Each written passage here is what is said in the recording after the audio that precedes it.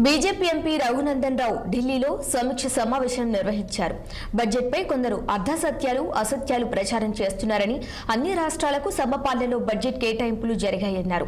గత 10 ఏళ్లుగా ఎన్డీఏ నేతృత్వంలో అన్ని రాష్ట్రాలను సమదృష్టితో చూస్తున్నారని, తెలంగాణలో కేసీఆర్ అధికారంలో ఉన్నా రేవంత్ రెడ్డి అధికారంలో ఉన్న ఆలోచన విధానం ఒకటే అన్నారు.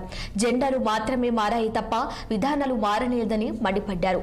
రేవంత్ రెడ్డి కేసీఆర్ వైఖరి ఒకటే, ఏం మారలేదని, మార్పు ఏదైనా ఉందా అంటే దానం బీఆర్ఎస్ నుంచి కాంగ్రెస్ లోకి మారారని ఎద్దేవా చేశారు. సీఎం రేవంత్ రెడ్డి కేటీఆర్ ఢిల్లీ జంతర్ మంతర్ రండి, నిధులు వచ్చాయని తెలితే ముక్కు నేలకు రాయండన్నారు. ప్రధానమంత్రి ఆవాస్ యోజన కింద ఇచ్చిన నిధులను ఇందిరమ్మ ఇల్లుగా పేరు మార్చి కడుతున్నారా లేదా అని ప్రశ్నించారు. తెలంగాణకు కేంద్రం ఎన్ని ఇళ్లు మంజూరు చేసిందో లెక్కలున్నాయని, ఆయుష్మాన్ భారత్ పథకం కింద 10 లక్షలకు కేంద్రం పెంచిందని ఎంపీ రఘునందన్ రావు వ్యాఖ్యానించారు.